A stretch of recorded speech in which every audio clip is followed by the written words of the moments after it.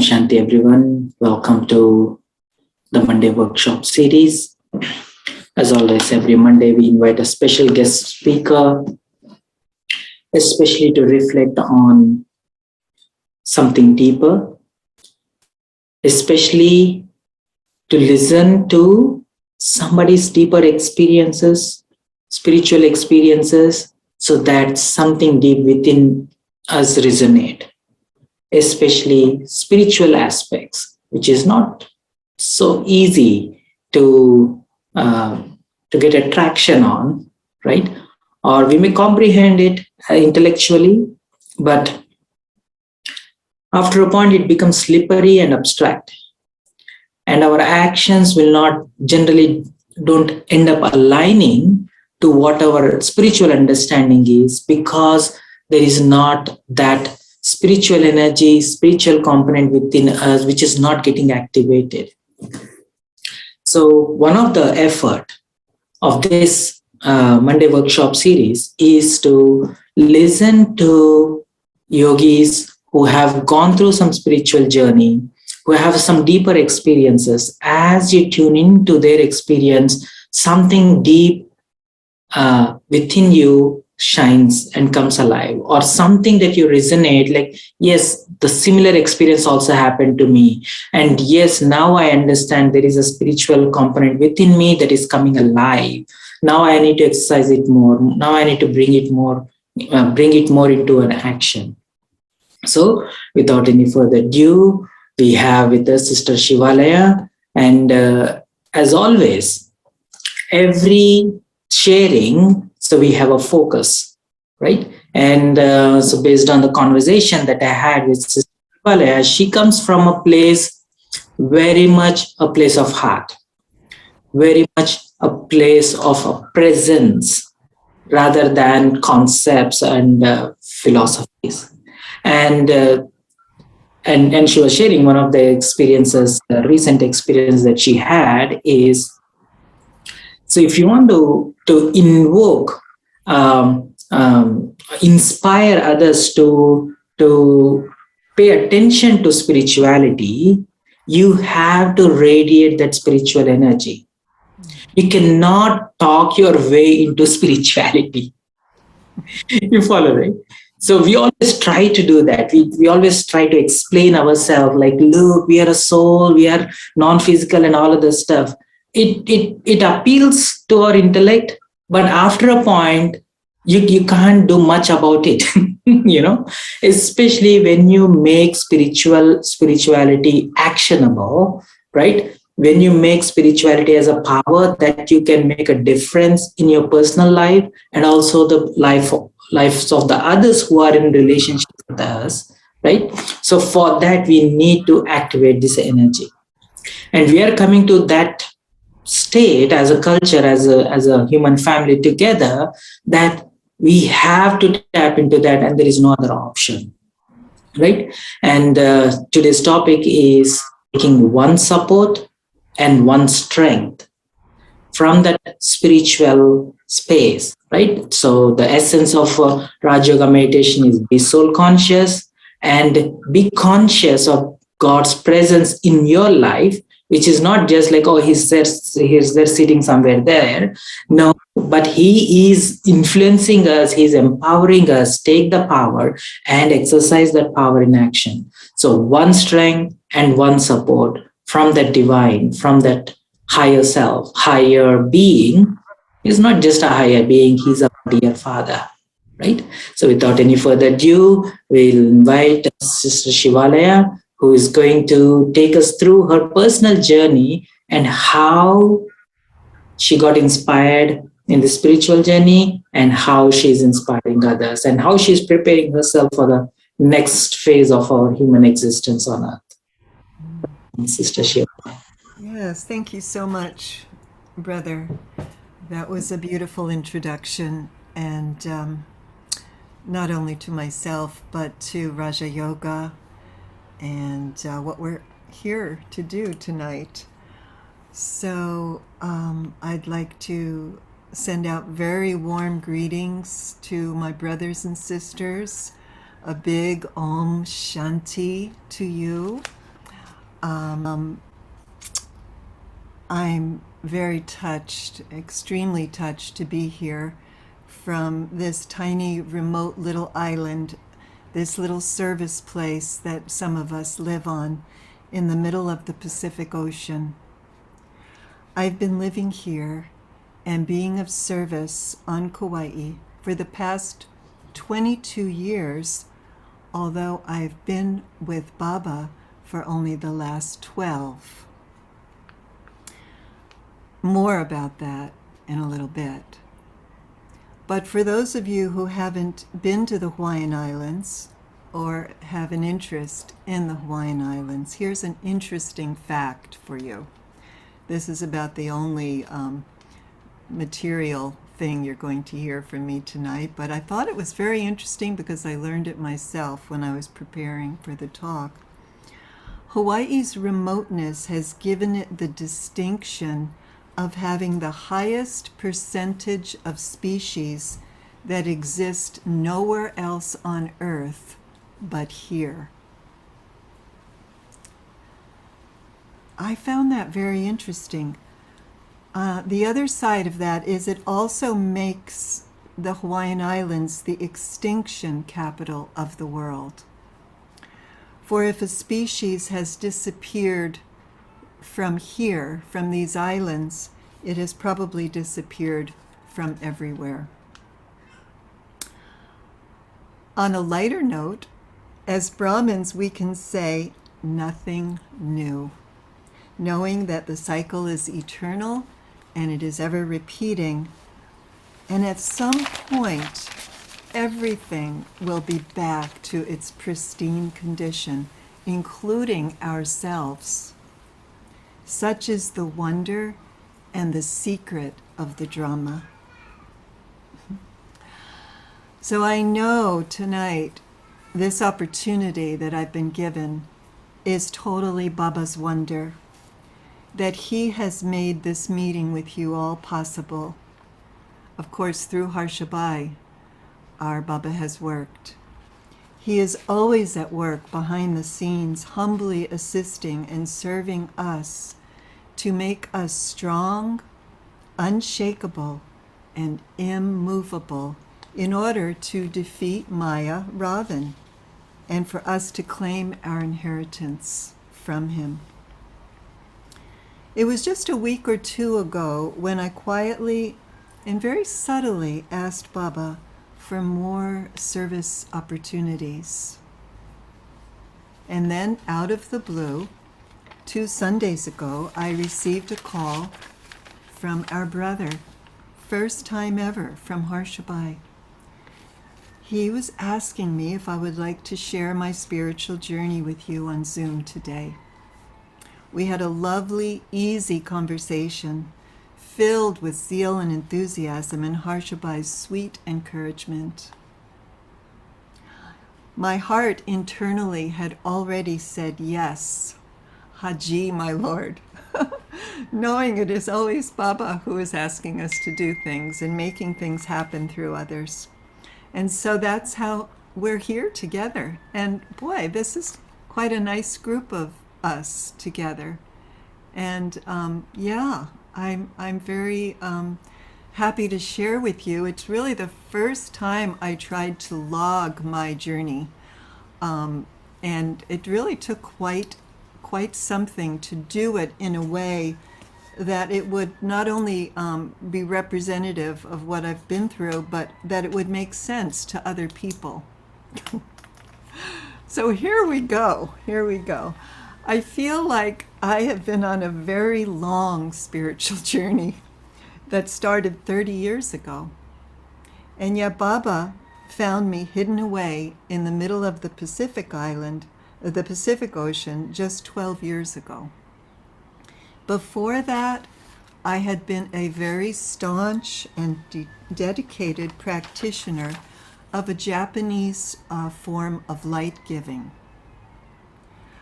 I did that for 21 years. I truly thought I had found my calling, and most of the people that I knew who had come in touch with me thought that I had found my calling too. It was a worthy practice, and the teachings are very beautiful. My son, my daughter-in-law, and my grandson still practice this Japanese art. But after 21 years, I felt something was definitely missing. After giving and receiving so much divine light, experiencing physical miracles of healing in myself and seeing it in others, my spiritual life was still full of the influence of the vices. And I found myself calling out to God for deeper, direct connection and purification. I longed to know Him personally.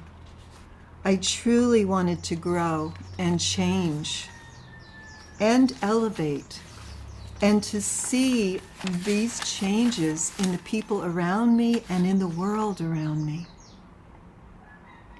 This was a very big, pure desire. Somehow I knew this could only happen with a direct connection to the One with all powers. As Baba said in last Thursday's Murali, you cannot gain victory over Ravan, the vices, without the power of Rama. Rama is another name for our beloved Father. Only from the Almighty Authority can you receive power to conquer Maya, Ravan. So, even though I had been very busy being of service, giving and receiving light, yet I was in a state in which my battery definitely needed charging, recharging, as well as needing the great knowledge that only Shiv Baba could provide. I needed to know this knowledge once again, the knowledge of how to go beyond this world to meet Him in the soul world. I needed to know that I truly exist eternally as a peaceful, loving, and detached soul. And I truly wanted to receive His power, His love, and His blessings on a daily basis. And because I was ready, Baba and Brahma started to plant the seeds of my awakening. As impossible as it might appear, somebody who is so staunch in their spiritual practice, tucked away on a remote island where there were only 2 other Brahmins at the time, Baba started his work. It happened one Thursday evening, seemingly like all the other Thursday evenings of the past 7 years. I was in the company of about 6 to 8 other friends. We gathered for an activity called Council around a fire on a 5-acre lush property called River Song. As always, when we met, we first meditated for 20 to 30 minutes together. Then someone would propose a spiritual question, and then each one of us, as we were moved, would pick up the talking stick and share their highest and most brilliant response to the question. As always, it was entertaining, it was stimulating, and it was comforting to sit with good friends around a fire and speak safely from the heart. But on this night in particular, I was having an experience toward the end of our 90 minutes together that only now can I identify as truly feeling spiritually intoxicated. But I was not spiritually intoxicated from the conversation. The feeling of spiritual intoxication was growing within me because I understood that though our meeting was over, we had just barely begun to scratch the surface of the question that had been asked. Though the question itself at this time eludes me, the feeling that there was something so much grander than what had been shared stayed with me. By now, the drama was at work, and as the drama would have it, a very intense rainstorm started to fall. Flash flood warnings happened pretty instantaneously, and I was being encouraged not to drive home. I only lived about 20 minutes away, but there was a guest cabin on the property that was offered to me for the night. And so I decided to stay there. I knew it would be best to spend the night in the cabin. However, the excitement just was so strong, I wasn't sure how I would be able to fall asleep. And by the way, this was very unusual as people who know me. I can usually fall asleep at the very easily. Especially I was a high school English teacher, and I would get pretty worn out by the end of the day, and I would just put my head on that pillow and I'd be gone. But not this night. So there I was, away from home in this little screened-in cabin. There were no solid walls. It was just a little bit of screen between me and the teeming rain. I began to communicate my thoughts and feelings to my sense of a higher being. That even though I was so excited, I knew that if I had a book and I could focus on something, that I could calm down and I'd be able to fall asleep. So I started to scan the room for a book. My mind noticed a bookshelf, empty, 3 shelves, not a book to be seen. But when I went closer, I saw there was one book, only one book on 3 bookshelves. And it was this one, Adi Dev. And some of you are very familiar with this book. I was not. I did not know what Adi Dev meant. I didn't know it meant the first deity. I didn't know who Brahma Baba was. I didn't know who the Brahma Kumaris were. But it was the only book. So I opened it. I had a gentle curiosity. And the book opened gracefully to this picture. It just, at the total end of the book, there was this beautiful picture of Daddy Gulzar. I looked into those eyes and it was like, wow, this is someone's very deep spiritual path.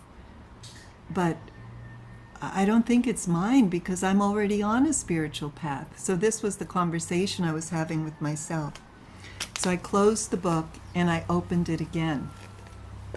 Well, it pretty much opened to the same place, but on the next page.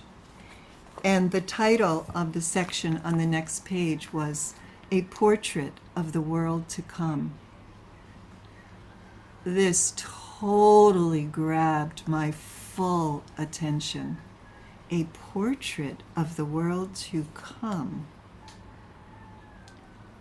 I was ready to read. I wrote down some of the words here that I first saw, that I'll read off of this paper. I was pulled into these words that followed, and I was sensing a feeling of peace and deep contentment as Drama and Baba were introducing me to Baba's words to his children about the Golden Age. It started out like this. I didn't know this was Baba's words, but I was very taken with it. This is now the gathering of the children of the Lord who are to become the crown princes and princesses of the future. This resonated so deeply in me. I was saying, yes, I can relate. I think I was feeling it. I was feeling it that night. All of you are children of the true Lord, are you not? Do you constantly have this intoxication? It was like the book was talking to me. Did I constantly have that intoxication? No, not at that time, not at all. The words continued. Your present life is multi-million times more elevated than the lives of the princes and princesses. Do you souls know how elevated and great you are? Do you constantly remain in that intoxication?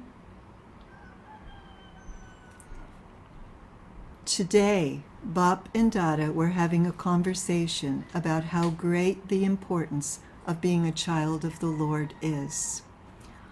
Well, that's exactly how I felt. I felt intoxicated to be with God. This merely went on for 4 or 5 pages in great detail about every aspect of the life we will have at that time. My intoxication was totally met by Baba's words. The feeling I was left with was, this is how God speaks to his children. I felt complete, and I put Adi Dev under my pillow, and I slept like a baby in its mother's arms. That was the first magic. The next seed that Drama and Baba planted was another magical experience. And again, my behavior was totally out of the ordinary. As a high school teacher, I felt I was leading a somewhat predictable life. I was not one to go out in the evenings except to counsel on Thursday nights.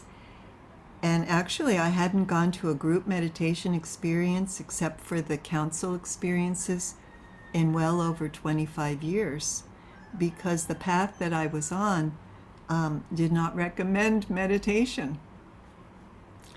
And yet on that particular afternoon after school, I saw a flyer at the local health food store. It totally caught my attention, and it was all about meditation. Little did I know I would have to traverse a very bumpy dirt road in a very remote part of the island that I had never been to, and drive through a Hansel and Gretel-like dark forest.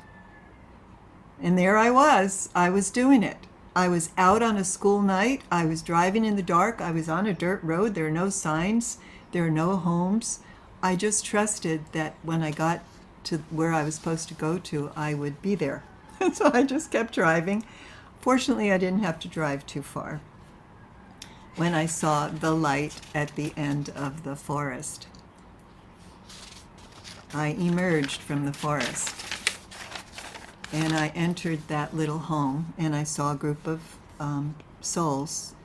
They were sitting in a small circle, and they were quietly preparing for a meditation that was to be led by a young Englishman named Brother Michael. To tell you the truth, I don't remember how long we were in meditation. I just remember the feeling. I felt very safe and secure, and the energy felt so clear. I was actually very amazed that I had such a beautiful experience. By the end of the evening, when everyone else had drifted off and only Brother Michael and I were left in the room, he was very, very friendly, very engaging, and he was very eager to show me or to share with me about his amazing path. He even told me about Madhaban, the forest of honey, and I heard him saying, "Oh, you absolutely have to go there." Of course, I really couldn't quite relate at that time to going all the way to India to meditate, especially as I was not really a meditator. But I filed that in the back of my mind. I appreciated his kindness and exuberance. So, Baba and Drama had to create a third experience to plant the final seed. As we often see in stories and in fairy tales, The number 3 is often the charm that opens the hero or heroine's destiny. Things come in threes, right? And so it was for me.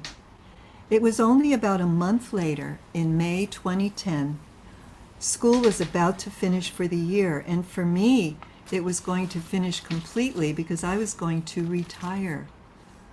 I was definitely ready for the next chapter.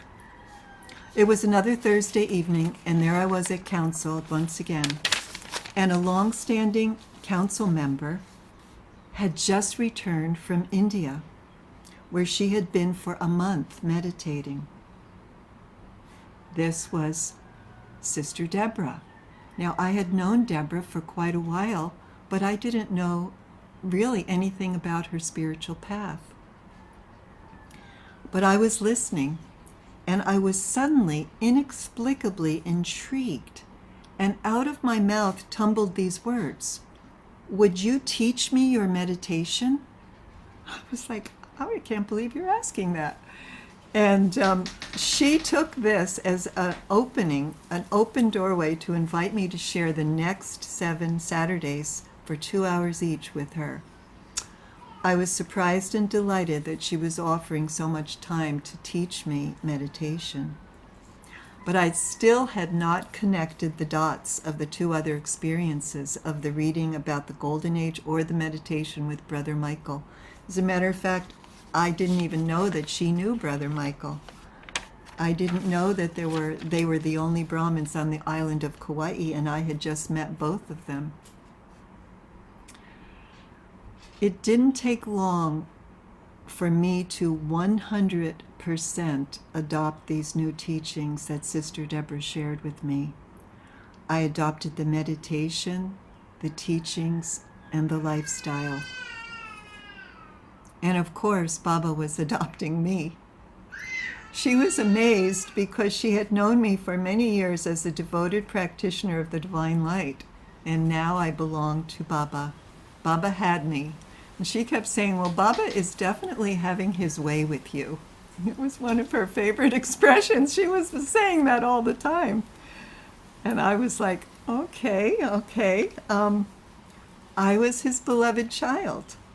He was mine. It seems like this could be a very precious moment to enjoy Baba and your relationship with him as a child, a true child of God, and to restore your own intoxication of being Baba's child. So, let us turn our attention inward. And go within to that inner sanctuary where I, the soul, am sitting, listening with these ears, looking out through these eyes. I am the living being. I am unlimited. I am a powerful being of light. I am separate from this body. This body has been given to me on loan and does not even belong to me.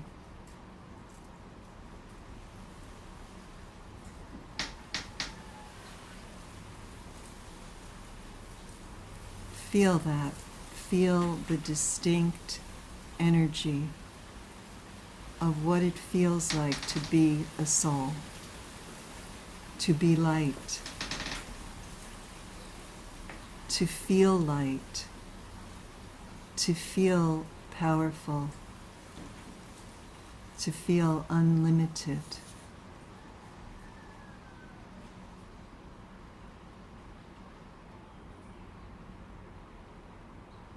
As an unlimited being of light, I can travel as fast as a rocket, anywhere, And in these moments, I choose to return to the land of silence, my home, and to connect with my Father. And so we fly. We fly beyond this sky, beyond the sun, beyond the moon, beyond the stars. And we arrive in a golden red dimension of light.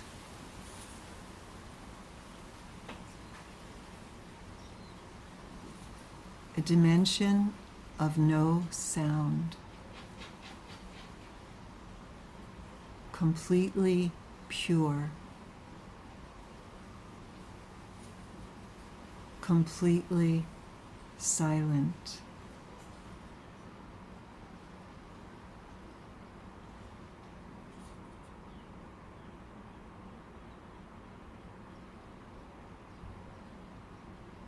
Feel Baba pull you to him. Feel yourself in his heart, in your special place in his heart.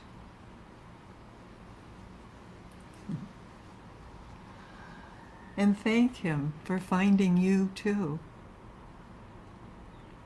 Thank him for teaching you. Let your gratitude overflow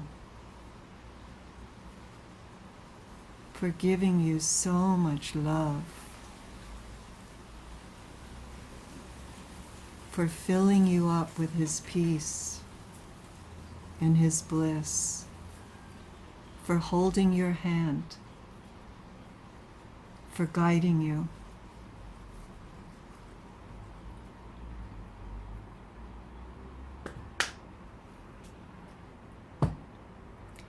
And then when you're ready, bring back these feelings, bring back this light into every cell, all the trillions of cells, every single one of them. Let it be lit up with this precious energy so that you feel totally recharged, totally connected, combined with the Father.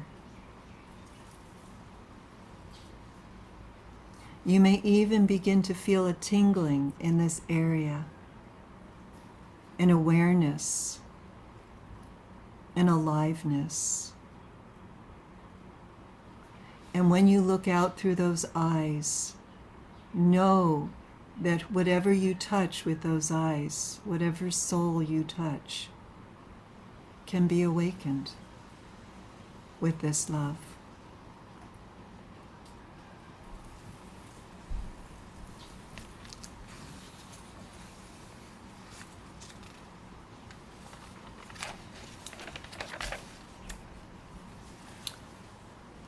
Okay, so in this next section of the journey, I've called it Baba's Magic Murali, His Hand of Blessings, Madhaban, and the Sustenance of Mohini Didi and Avyakti Parivar. And in this section, I shall try to convey to you what has truly been sustaining me for the past 2 years and 2 months, and what practices keep me steady and constantly lost in love. Oh, so much to share. I've really tried to organize it in a way that will be very digestible for everyone.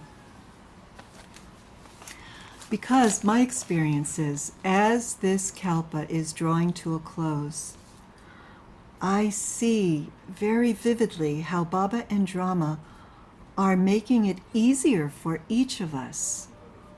It's getting easier all the time to be in remembrance, to be introverted, to go into the silence and the solitude, And it doesn't matter if we live alone, or if we live in a center, or if we live at home with our families, or in a partnership, or with other Brahmins.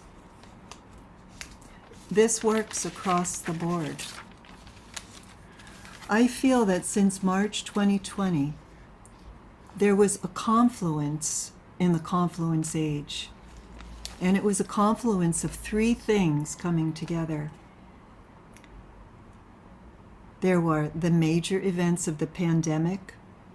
There were Daddy Genki and Daddy Golzar's departure, all in the same month of March. And there was the birth of Avyakti Parivar, inspired by Baba's instrument, Mohini Didi. During this time, my stage has become more stable and loving, and my practice of soul consciousness more constant. And I'm just wondering if you too, during those days of lockdown where Baba had us, Baba was having his way with us, Baba had us in the palm of his hand. We weren't running around doing this, doing that, shopping, driving. During this time, my already firm timetable became even firmer. I must say that even though throughout my Brahmin life I've lived on a remote island without a center and with only 4 active Brahmins, I've always followed the timetable established by Father Brahma. I've always done Amrit Vela, daily Murli class, offering of Bhog, evening meditation from 6:30 to 7:30, and bedtime meditation, and writing of some kind of chart or accounting of remembrance and service during the day. And I added to that some apologies for, I would apologize and surrender any and all of the mistakes I made during the day in my practice of Dharna. A quick experience that I had on the very first morning that I woke up for Amrit Vela. I can never forget this. It was dark, it was 3:30 or 4 a.m. And for Kauai, it was cold. The sun wasn't up yet. And I was like, tired. I was quite sleepy. And I heard myself say quite loudly in my head, "What are you doing? Why are you up?" I actually didn't mean to, I didn't want to have that thought. That was a waste thought, right? But I had it. And in a sense, I'm very glad I had it because I got an immediate response from Baba. I heard one word, and I was a very, very new Brahmin, so I didn't know too many Hindi words yet, but I had figured out somewhat approximately what the word drishti meant. The word was drishti, and it came through in a very beautiful male voice. To me, it was the voice of God. The voice of God was responding to me with drishti. And I went, oh, well, okay. That meant, to me, what that meant was that Baba's vision would be upon me. Baba would show me who I truly was. Baba would give me everything I needed if I would get up every morning and be with him. I just needed to hear that one word. I guess he knew that. But I guess he knew I needed to hear something, because there was no one else around when I asked that question except for him. So that was the first time I got up for Amrit Vela. And now there is the tremendous fortune of this confluence that I just talked about, the confluence of the birth that kind of created the birth of Avyakti Parivar. I feel Baba has directly orchestrated this program for us. I have added being present on the live Zoom call every day because I feel so connected to receiving Didi's drishti in a live way. Even though we're 6 hours difference between, I know, right, Julianne? It is amazing. Her drishti is powerful, transformative. It's coming directly from Baba. And it is so heartwarming and heart-opening. So yeah, even though there's a 6 hour difference, and basically that means I'm there for 2.5 hours, usually between the hours of noon and 2:30 or 2:45 every day. Since Avyakti Parivar began, my love and awareness and appreciation of Baba, the daddies, the yagya, and its history, Didi Mohini and the Avyakti Parivar team have all grown exponentially. Nothing is waning.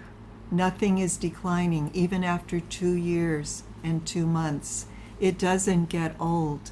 It just keeps getting better and richer. I feel so deeply connected to the wonder of Baba, to this confluence age, and to our divine family. Well, you can imagine being on a small island to be now connected with so many souls who are connected to Baba, and how meaningful that is. Also, the practice of introversion and silence have become quite natural and very rich. My trust in Baba as my one strength and my one support has become a reality because of this program. My trust has blossomed. Truly, I had the sanskara of being a bit of a worrywart, and I actually wouldn't say a bit. I was, if you worry, it's just like you go into a realm where there are all these other souls who are worrying, and it's endless.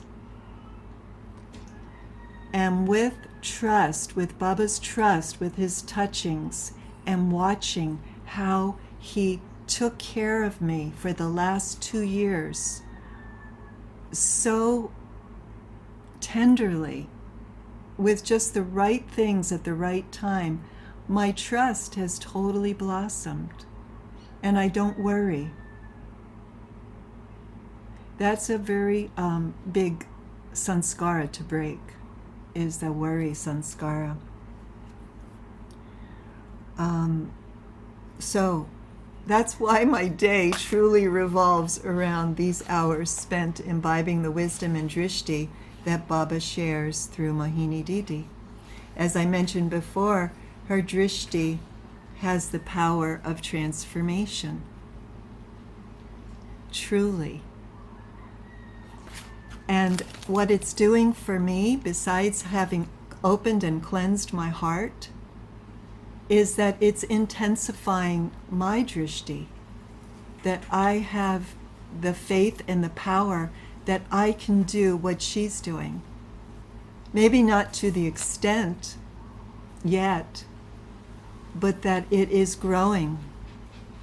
It's a seed. And there's another experience that I would love to share with you during the 3rd section about the drishti. It seems to be a theme here because that was the one word that Baba gave me at Amrit Vela. I think it was the only time I've ever heard Baba directly talk to me like that, not just through my thoughts, but in a voice where he said drishti. What has become extremely clear to me during this time is that Baba has come to help us to be happy and masterful once again, and that he is preparing us for everything and anything we may be facing now or in the future. Do you get that feeling? Do you sense that? that that's what this is all about? That's who Baba is? Some recent Murli points that address this point that I have found to be very helpful actually come from yesterday's Avyakti Murli, where Baba says, situations must come, but don't consider any situation to be a problem. So get rid of that word. Get rid of that word. I mean, I had started to do that by calling a situation a challenge, that it might be a challenge, but I wouldn't call it a problem. But Baba takes it a step further. He says, consider it to be a test paper. And he's taking us all back to our school days, right? Baba always tells us that the student life is the best. And I really totally agree with him. I pretty much totally agree with him about everything, but that in particular. He tells us that students don't go into expansion about the test. When they go in there to take the test, they sit down, they don't look at the test paper and go, why is that question on the test? Who did this? Who created this? Why is this here? They don't do that at all because they've been prepared, they've been studying, and their aim and their objective is to go in there and do the very best that they possibly can on that test paper. And so that's the attitude that Baba is inspiring in us. So when a situation comes up, I remember who I am, I remember who is helping me, and I look at the situation in a little different way. I realize I've been prepared for this. Baba has been preparing me. I have the greatest teacher in the world. He even tells us how to talk to the self. I love it when he tells us. He gives us specific phrases, very simple. Baba uses simple language. Did you ever notice that? When he asks you to talk to yourself, you talk to yourself in very simple words, so it gets through. In yesterday's Murli, he said, talk to yourself like this. I must pass. I must pass through this, and I must stay close to Baba. I must pass through this, and later on he'll add the word fully. He says, when you have this consciousness, you will pass fully. It's all about the consciousness. It's not about the situation. It's not about the test. It's about the mindset that I go into the problem with. But it's not a problem, remember? It's not a problem. It's just a situation. And so Baba says, once again, I'll repeat it, when you have the consciousness, this consciousness, you will pass fully, then you will. He tells us, I cannot change the drama. The situations will come, and especially the final test paper. And everything right now is preparing us for that. So we have rehearsals. He doesn't expect us to go in there without rehearsing it. So think of it like that. Think of it as a blessing. I get to rehearse this. I get to see what kind of stock of peace I have, what kind of stock of love I have, how much do I have to fill up? How will I face this situation? How will I pass the final test paper?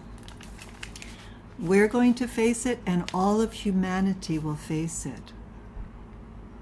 But he encourages us so much. He teaches us that we have done this before, right? We've done this many times before, and we've done it as a victorious soul. This is a game.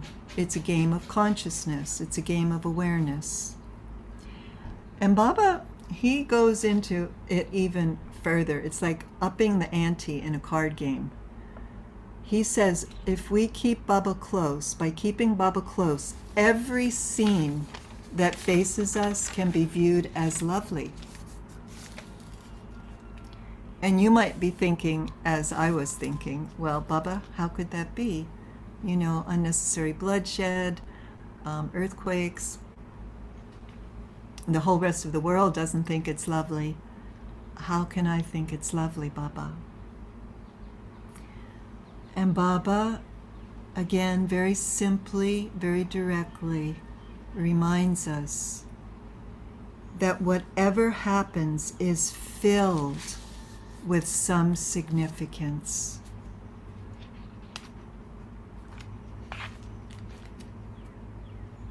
And by knowing its significance, we will not be upset.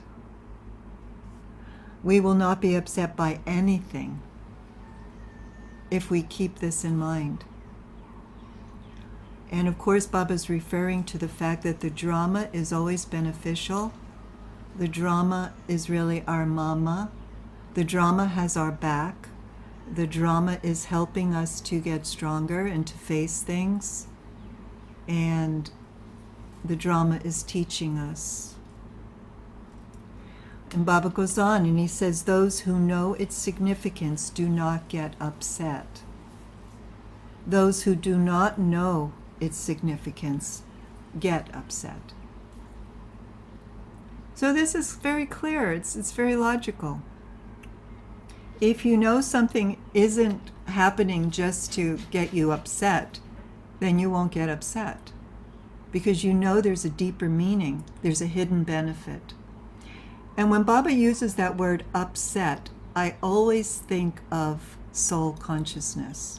Because Baba talks about being set on the seat of self-respect. He talks about being set on the immortal throne of this body. And he talks about being set on the heart throne, Baba's heart throne in the soul world. So if I'm set on my seat, on my throne, and on Baba's throne, then I should not get upset, right? So if there is any kind of upset creeping in, then I know, oh, I'm not in soul consciousness. I'm not set on my seat. So he gives us signals. These are his signals. And we want to pay very close attention to Baba's signals because Baba's signals are very important, especially at the end.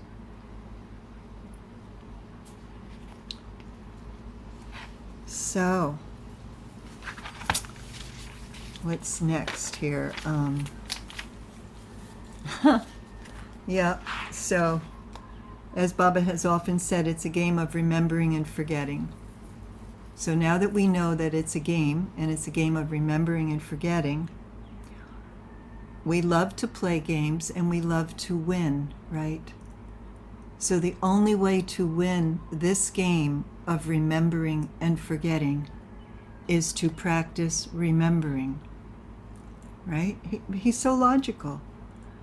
And so make your plan for remembrance. Make it as carefully as you make your plans for work, for school, for your family.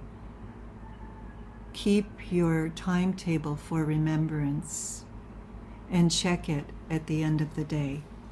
This is about the most important thing that you can do for yourself. This is truly how we have mercy for ourselves, is by practicing remembrance. Because he says it has to happen over a long period of time, and we actually don't have that much time anymore.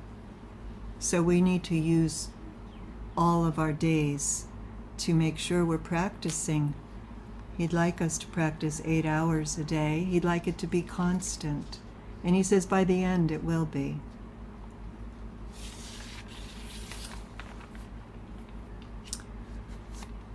The other part of Baba's Murli of yesterday that I really love is how he's constantly telling us the secrets of the drama and the secrets of self-progress. It was this section in the Murli yesterday. It was on page 3 in the middle. He says the year of Tapasya means to make fast effort and to come into the kingdom at the time of the first birth with the first number souls. He's really opening the door here to all of us. Make fast effort and come into the kingdom at the time of the first birth with, meaning the birth of Krishna, the first Krishna, not the second, not the third, not the fourth, the first. And then he says, you want to return home with Baba, do you not? And then you also want to come with Father Brahma, don't you? Into the kingdom? Okay, who could resist that? Do you understand why this year has been designated as the year of Tapasya? And then he says, increase the power of concentration. This is a secret to our self-progress. And then he says, very simply, even now, waste continues against your wish. The side of waste sometimes becomes heavier than the side of pure, elevated thoughts. So he wants you to look honestly, at the balance. Is the weight of the elevated thoughts higher or the weight of the waste thoughts higher? He wants you to assess, take an assessment, check it so you can change it. Because if you don't check it, if you just think it will happen, it's always going to happen this way, then of course it won't change. But Baba's pointing it out, how important this is. He says that Tapasya has many meanings, as you'll see as we go through the year of Tapasya. But in this particular case, Tapasya means to finish waste thoughts. Because this completion of the waste thoughts will bring about perfection. Did you ever realize, I said that to myself, did I ever realize how important it was to finish the waste thoughts? I remember 12 years ago, the very, very first time I ever heard Baba say that in a meeting, where he was live coming through Daddy Gulzar. And he said, I want you to promise, raise your hand if you make this promise that you're going to finish your waste thoughts. I was very brand new and I thought, oh my gosh. At that moment, I thought, really? I thought that would be impossible. I had no idea really exactly how to do that. And I hope that we all have a very, very good idea now how to do that.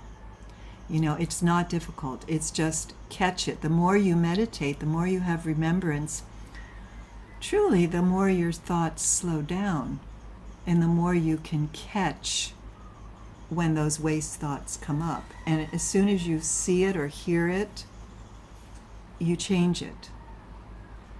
You change it into an elevated title that Baba's given you.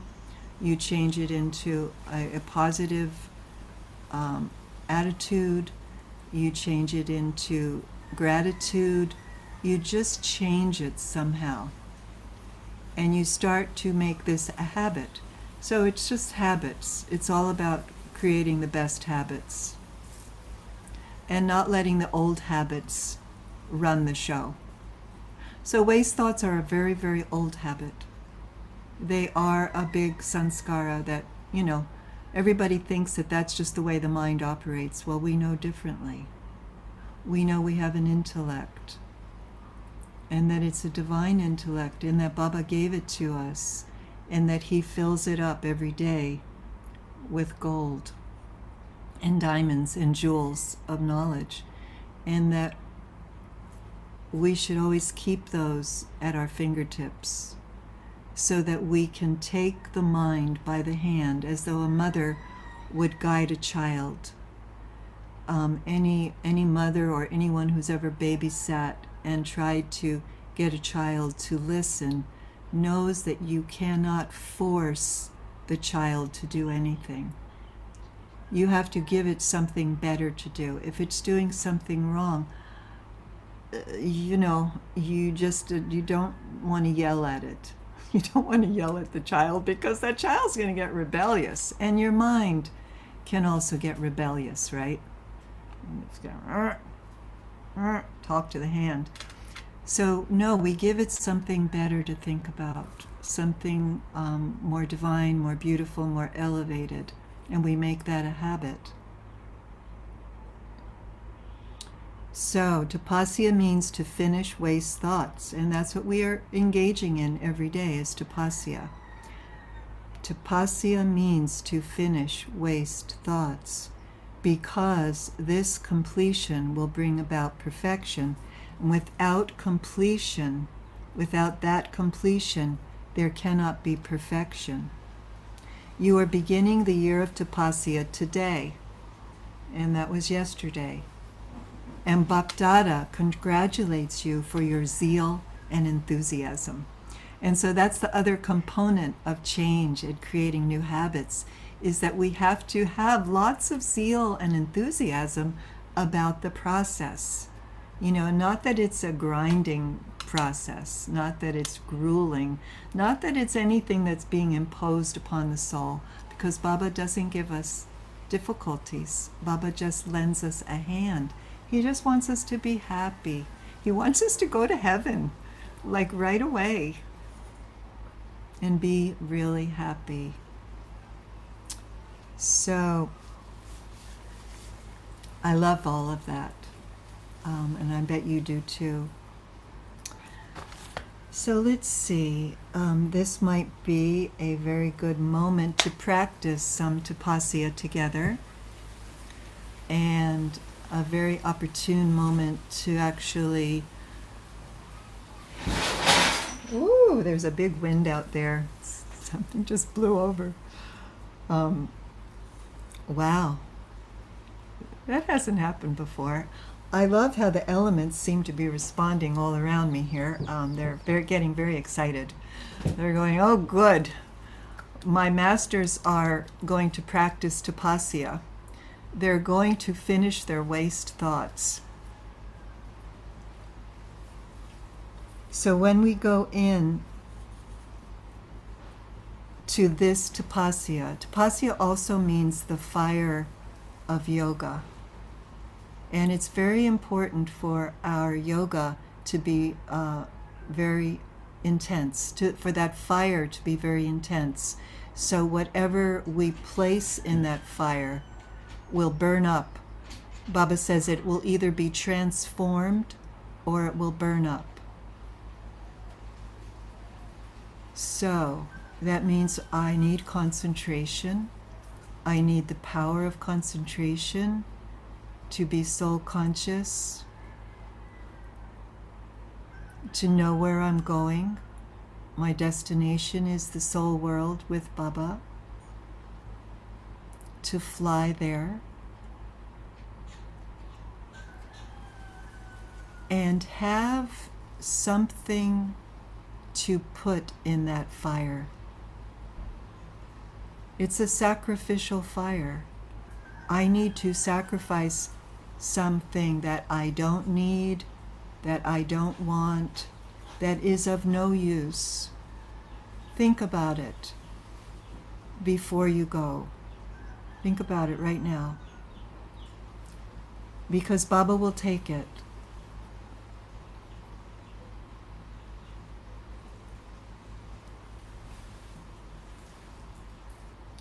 I need a very intense fire to transform certain qualities, certain aspects of my acquired traits, right?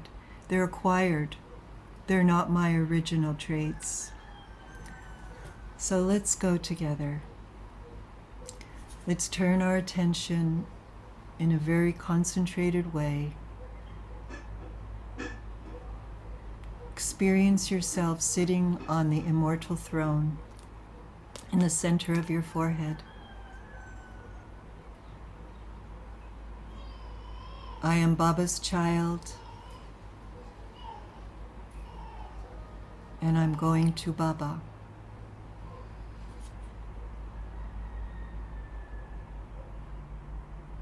I can go there in an instant.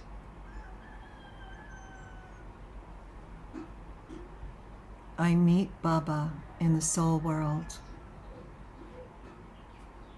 in the intense silence. Baba's brilliance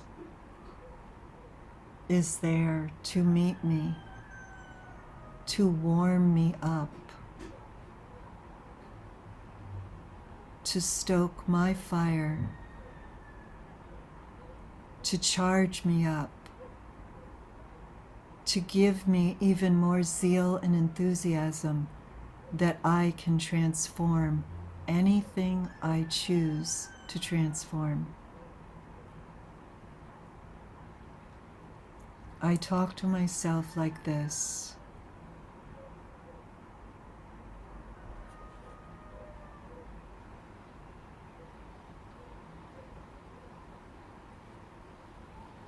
I am in Baba's company, and I become combined with his fire.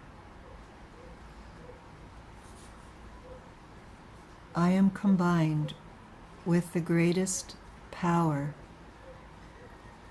the Almighty.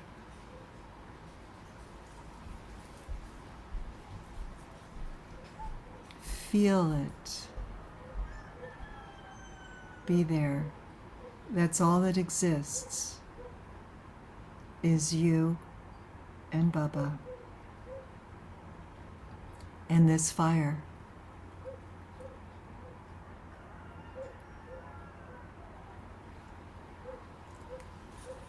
If you choose to, you can always ask Baba what to sacrifice in this moment, in this meditation. If you're not really 100% clear on it, then ask Baba and wait. Wait for a feeling. Wait for an understanding to happen within you. Be patient.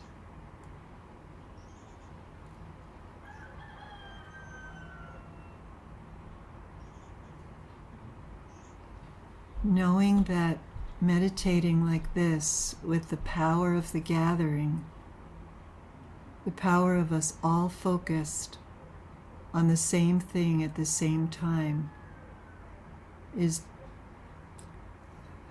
very empowering. Feel that support.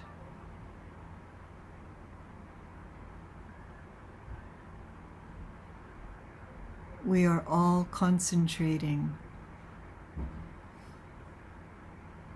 on Baba, on the fire of tapasya,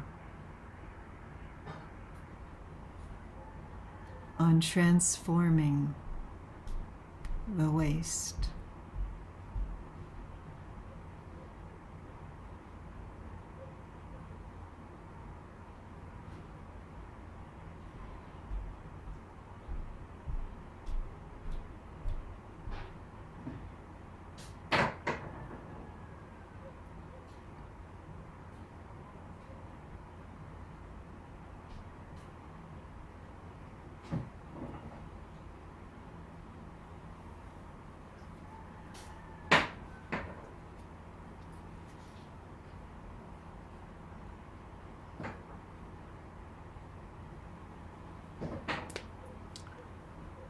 And when you're ready,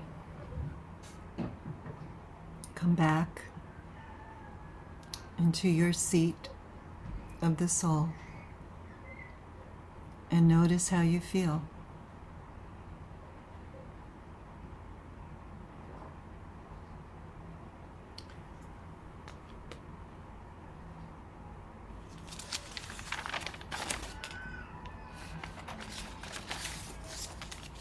Hopefully you all feel lighter and brighter, more loving.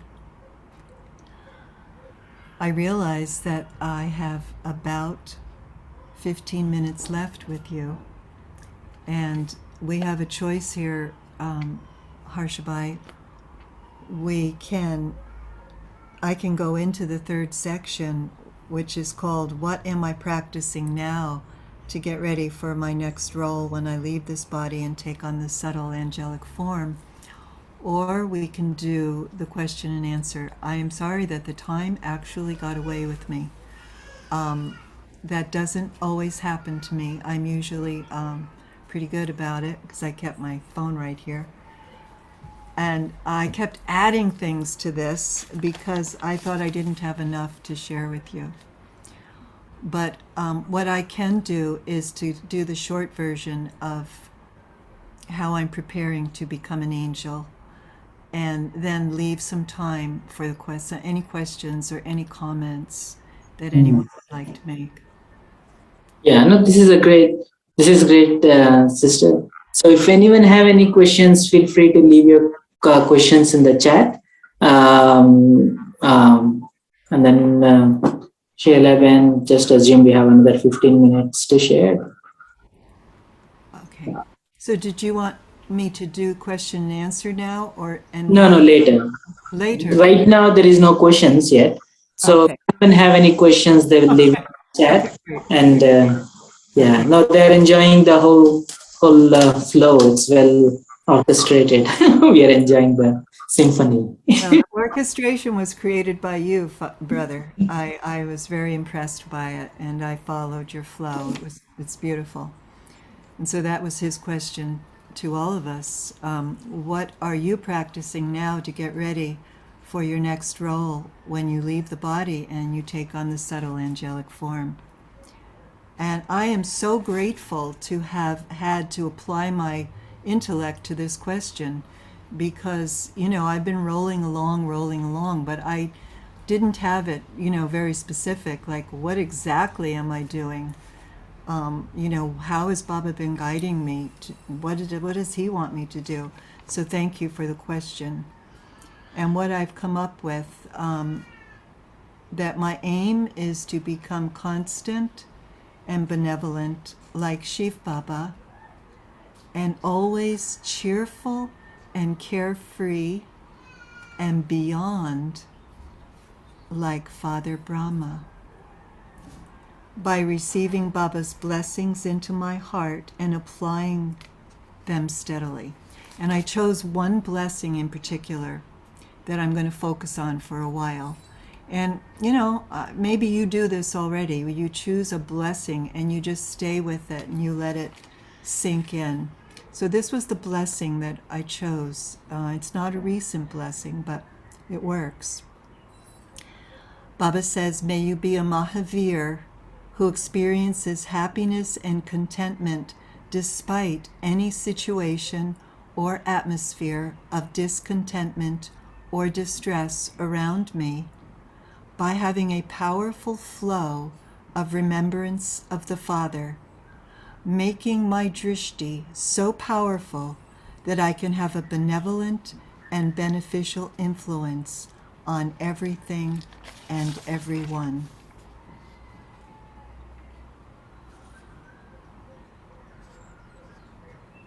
And a practice that I add to that blessing, and this is a pretty intensive practice. Baba has been asking us to do this for a long time, and I found this practice. Baba he does guide me to my journals. I have a million journals, and now I live in a very small place, so they're all around me. And he guided me to a journal, and I'm sure he does that with you too. And this particular journal I was keeping in 2020, and it says, you can fly when you want to. Yeah? And it's just a very small little section, and it was written on April 3rd, 2020. And it says, every day, 12 times, become incorporeal like the Father, and then 12 times become angelic like Father Brahma. So I was inspired by Sister Deborah last month in April to set an alarm. You know, we have these iPhones. They're for our spiritual progress, right? That's really all they're good for. Spiritual progress. So we have these little timers. You know, you can set reminders. So I have set 12 reminders during the day to stop for 5 minutes and do this little practice, which sounds pretty heavenly to me. You know, to go up and be incorporeal like Father Shiva, and then be incorporeal like Father Brahma, or be angelic like Father. Incorporeal like the incorporeal one, and angelic like the angel Father Brahma. So it's not difficult. It's nothing difficult. It's just a matter of being consistent and constant, shining like the sun, being just like our Father. So I am going to do it. I'm going to be accountable to Baba for doing it, and I'm accountable to every one of you because I said I'm going to do it. And I feel so good that I was able to do the one last month. And the one I did last month was I stopped 5 minutes before the hour. Sister Deborah really helped me, you know, like get the logistics on it.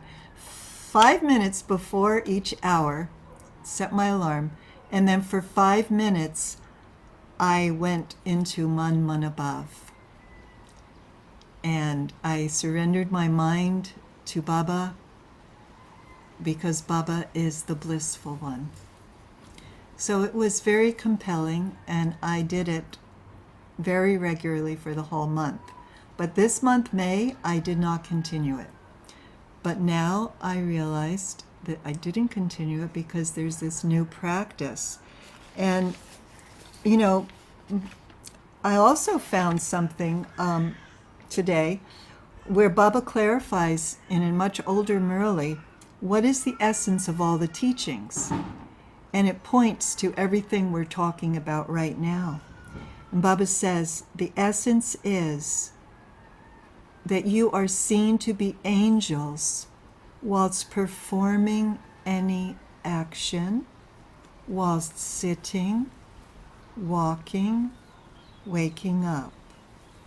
And your thinking, doing, and speaking would be equal to those of the Father. And Baba asks us, have you become an elevated effort maker in this way?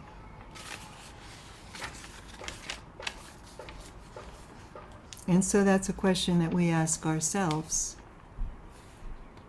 You know, do I really actualize that while I'm sitting and walking? When I wake up, do I wake up into my angelic awareness? So I realize that this is definitely something to be practicing right now for all of us. I mean, we always call each other angels, right? We're all angels, but we're becoming angels, and we actually need to sustain ourselves as angels through some very challenging times that are ahead.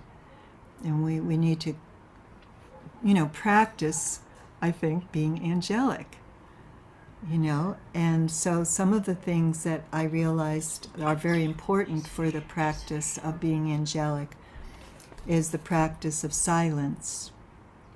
It's very important to achieve this kind of results of being so aware of myself that I'm always in my double light state. When I'm speaking, when I'm listening, I can do it in my angelic form.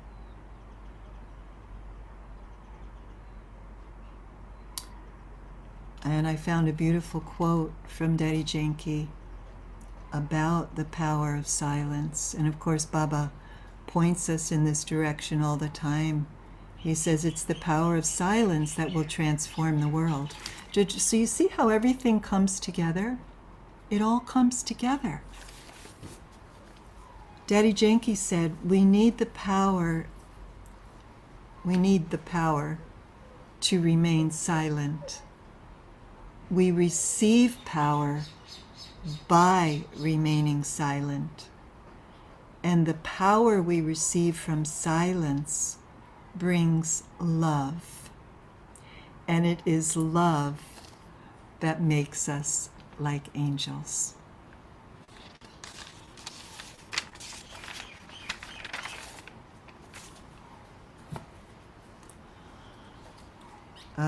Just in case you wanted to hear a little bit more about silence, having been an English teacher, I like, little things that you can look at, like posters and stuff. This is a poster that talks about the power of silence, and there's some very beautiful, they're like slogans that are on here. If there are no questions as yet, does anyone have any question or comment? If not, I can share this with you. I know you've all heard these things before, but we can't hear it too much, can we? Yeah. Please continue. Silence requires solitude. Silence requires becoming introverted. Silence requires sincerity. Silence makes you the master of your senses. Silence makes you the master of your mind. Silence. I love this one. I guess I would put it together. Silence makes you stress-free. You can step back and go into silence, relax into silence. Silence makes you spiritual. And you know how our beloved Father calls us sensible all the time? Well, it's silence that makes you sensible. Isn't that nice? Silence makes you strong. Silence makes you stable.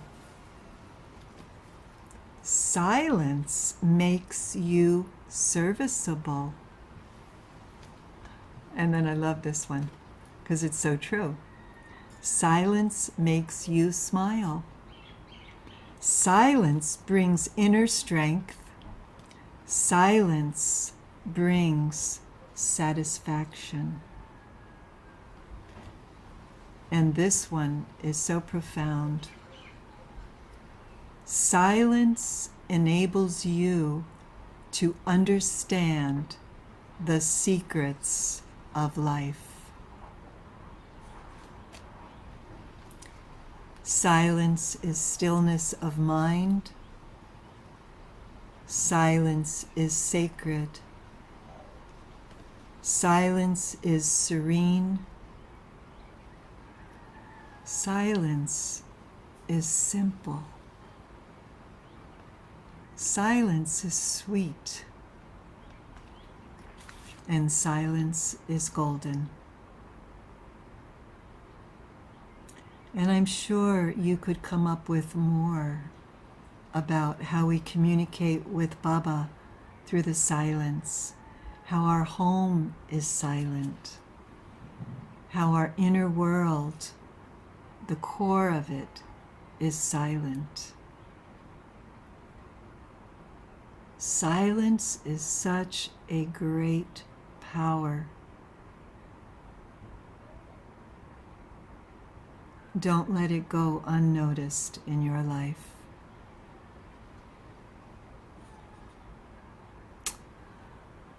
So there was more that I was planning to share, but I feel like, it's 5 o'clock here.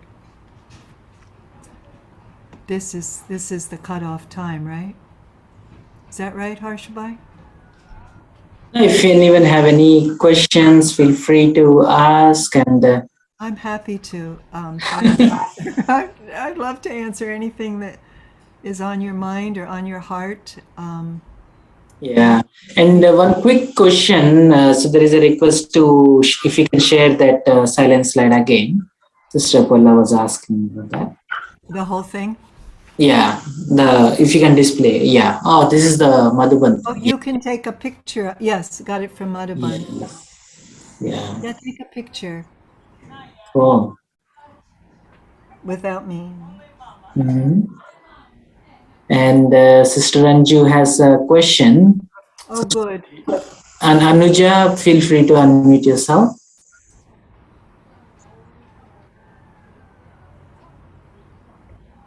Om Shanti Sister. This is Anuja from India. It's my morning here. So, yeah, very, very beautiful talk. Really, really insightful. And you gave some practical tips to be an angel. So, one thing that I thought was that I tried practicing putting an alarm the way you said, like 12 times. I did it probably 8 times in a day at a certain duration. But since I'm working in IT profession and 90% of the time I was focusing hard when the alarm was ringing. So it did not work out great for me. But, I ended up shutting off the alarm and just remembered Baba for a fraction of a second. I was feeling happy that at least I'm remembering him in between the day. But Okay.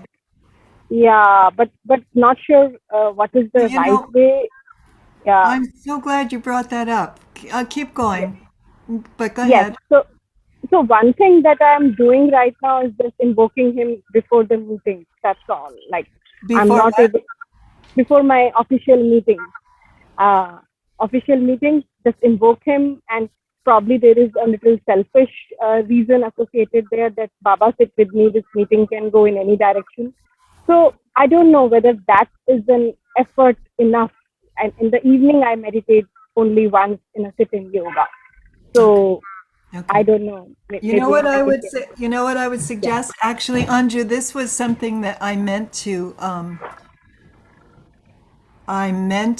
talk about this, about the benefit of setting the alarm. You know, because sometimes we need encouragement. We need to really understand why Baba has asked us to do it. What you said was every time the alarm went off, you were very focused on something else. Well, that's always the case, isn't it? I mean, at any given time, our mind is always somewhere. And at the end, and in situations when we need Baba, we're either going to be pulled by Maya or pulled by Baba. And if we practice this being ever ready and responding suddenly, thinking of Baba, maybe you don't want to do it as many times as you set your alarm. Maybe you can minimize that so that you get used to doing it.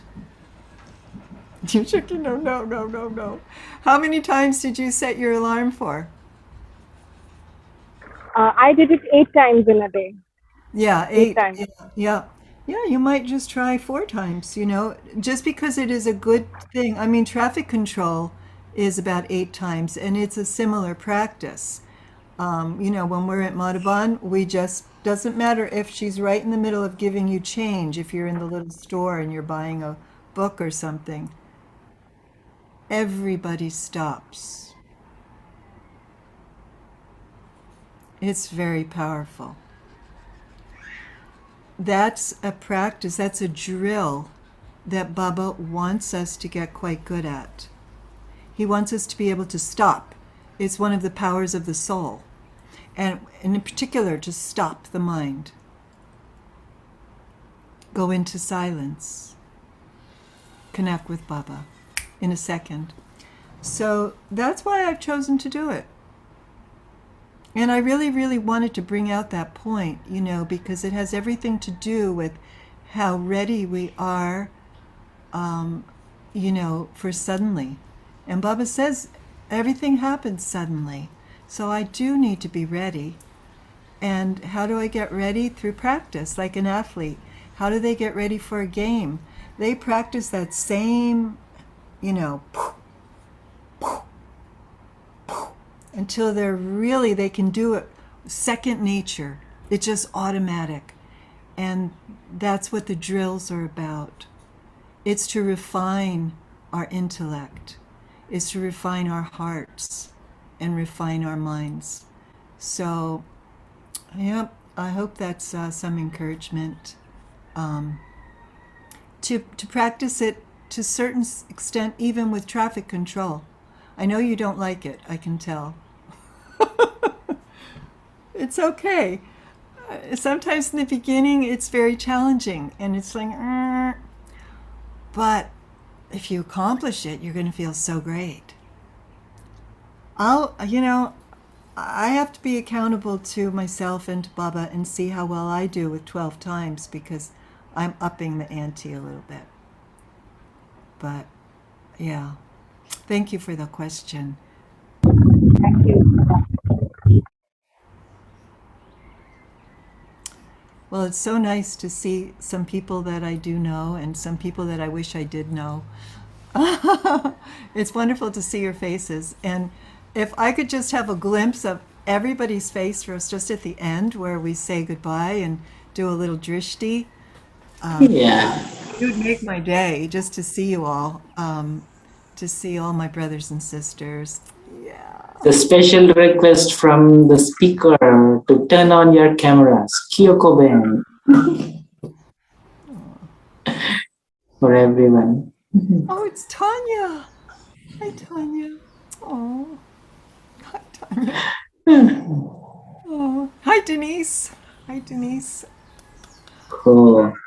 So this is like a family reunion. Sukanya. Aloha.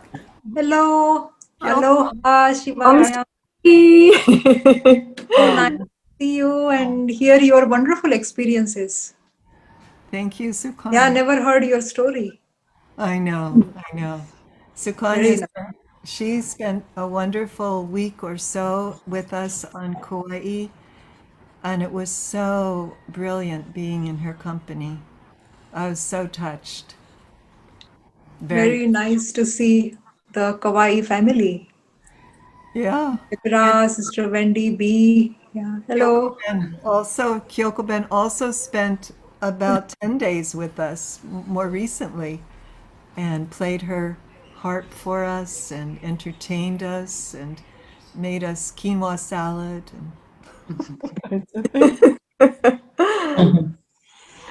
This is like a family reunion. It is. It's like a family reunion. It's just so. And then there's my friend Miroslava, who's from the East Coast, and it's very late there. And maybe that's why she doesn't want to show me her. 11. It's 11 p.m. Yeah. But yeah, I'd sure love to see the rest of you. But I understand if you want to be incognito. It's okay. Oh. Well, I hope it was beneficial. I hope that you're inspired in some way to add to your practice. Yeah. Thank you very much, Shivalaya Ben. This is really beautiful. And then as you are going through, I realized that you should write a book of my personal experience, taking one support and one strength from one God, the Father. You can have it as a title. I felt like I was writing a book when I wrote that. I mean, That's right. I wrote 33 pages, and that's the most I've written in a long time. I was an English teacher, and so writing comes very easily for me. I love to write. Yeah, so now is the time you need to see in Hinduism there is a practice, there are Puranas, right? And one of the Purana is Shiv Purana, in which the significance of that is there are 112 ways to stay enlightened or to get in touch with Shiva, right? And that's what it says. 112 meditation methods to get in touch with Shiva. It is part of the Shiv Purana, right? And we are all real Parvatis. We are all experimenting with the true Gyan, right? Like each one that you are sharing, like one of the blessing you took and then experimented with it for months together, and then you made it as a tangible practice, right? So each one can create our own toolkit, so-called toolkit that comes handy in different times. So we should definitely experiment and explore all of the techniques. And I definitely like the practice that you're saying, that a lot of us take Murli notes and then we just take Murli notes as it is, but to churn it, whatever touches you, like some kind of nice practices, like 12 times soul conscious, 12 times being angelic, like Father Brahma, and things like that. So if you start making note of it, and not only that, go and then open the book and read that what you have read. He tells us, yeah, go back to your notebooks and review them and see what gems you find. Yeah. Yeah, it is really cool that what you're saying. I mean, I got this idea, like, yeah, this is how Shiv Puran is built. you know, all of us really going deep into every practice Baba gives and making it as a weapon by itself, to get through some of the tough times. And then things which are going to come in our way definitely challenge us to exercise all that power Baba has given us. Yeah, sometimes one approach may not work all the time. So that is why Baba gives, so especially Sakar Murli, so wide range, right? So, and then so many tools Baba asks us to experiment with. So we should definitely, thank you for inspiring all of us to not only journal it, but also practice it and then create your own toolkits. Yeah, thank you very Yeah, much. toolkits. I like that. Yeah. God gives us so much, so many tools. And yeah, yeah. Cool. Thank you, Harshabai. Thank you. Thank you, everyone. Parla, you want to say something? Yes, I just want to say thank you so much for sharing all your treasures. You are such Yeah. a great storyteller. And not only that, but with the story, you gave very powerful, loving vibrations that I just have to be like glued to the phone and listening to you and all your experiences. Thank you so much. Yeah. Thank you for And one of the things I didn't called out is her ability when she's trying to communicate her ideas and her thoughts. She actually, you can see her tone that it is coming from that space. That energy is what is driving those words out. It is not that words are getting compiled in your head and then throwing it out, but you embodied that and then you're sharing from that space. And that is very effective. That is very effective and transformative, definitely. I have one question. May I? Yeah. Yes. My question was, you were sharing how you were practicing some healing, Light. light or something. Yeah, And so, light. what is the difference, like before and now? One difference that changed completely your life after being in having Baba Gyan. Just one or two sentences that if you could say, because I know that a difference could be a lot, but just whatever you want to share. Thank you. Oh, do I have to tell you all my secrets? Okay. No, it's good. I practiced that light for 21 years, but I found that I was still had attachment. I didn't know that you could be detached and loving at the same time. It wasn't a concept. It wasn't a place for me to go inside, to be loving and detached. And so, because I was attached, I experienced a lot of sorrow. And when you take sorrow. And when you take sorrow, then eventually it comes out. And it would come out on the people that I loved the most. And that was so, oh my gosh, then it was just like, oh my goodness. Then, then the Italian in me would come out like, oh no, like what's happening? It was just a mess, like the light was not really helping me with that somehow. And that's also why I knew that I needed Baba. And I didn't have the deep connection that I have with Baba. So I had all my sanskaras, all flying around. I was at the mercy of my own sanskaras. Instead of being able to give mercy to myself, I was at the mercy of my sanskaras. So that I would say was the biggest difference, that I really do feel much more self-sovereign, that I have the Almighty with me.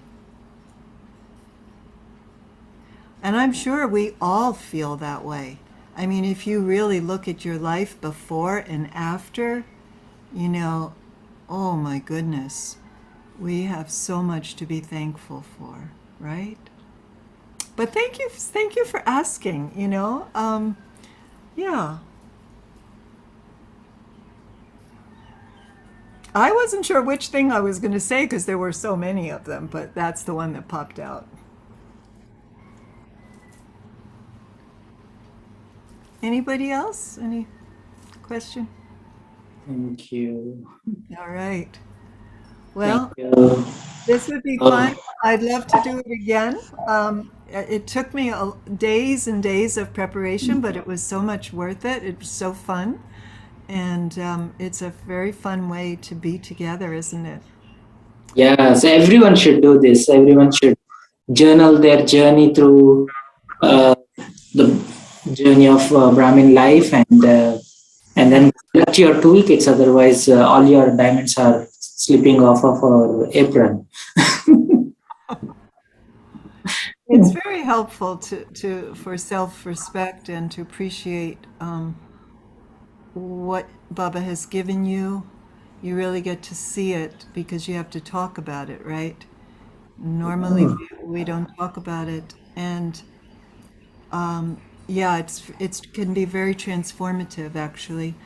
I know when I was sitting here, I got on the call at 3:15 our time, 15 minutes ahead of time, because I had, the heart was like a boom, but a boom, but a boom, and during that time, Baba started to talk to me, not in that voice, but through my thoughts, and he said some very, oh, exactly what I needed to hear, that I would never have expected him to say in that moment. That's why I know it was Baba, that it wasn't my own mind saying it to me, And I was so, so grateful. And it had everything to do with the tying of the Rakhi. It was, the promise that I made to him with the Rakhi, you'll tie your Rakhis. And it was almost like he was telling me that I achieved it. And I've been wondering why it didn't fall off, because usually it falls off, and then you can feel like, oh, that's complete. But it's stuck with me. It's been sticking with me. And I thought, still a little bit more to go, a little bit more to go. And he was talking to me about that I fulfilled the promise. So, our wonderful, wonderful Baba. Yeah, so it's very transformative, I encourage everyone to do it. Yeah, I had to edit it so many times. It does, maybe it's easier for some people, but it's been a long journey, right? And you can see that I have been through my life very talkative. I just processed everything by talking. And I don't do that as much anymore. I am so much more introverted, believe it or not. And I love just being in the company of Baba and being in the company of the ocean, you know, the physical ocean as well as the ocean of love, and walking. And I do an awful lot on my own by myself, and I never feel lonely.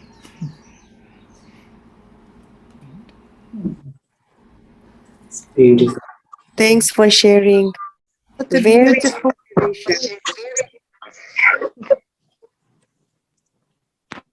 Well, I know I've kept you all over time here. Yeah. Great. Thank you.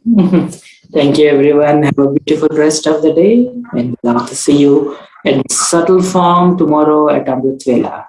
Om Shanti. Om Shanti. Shanti.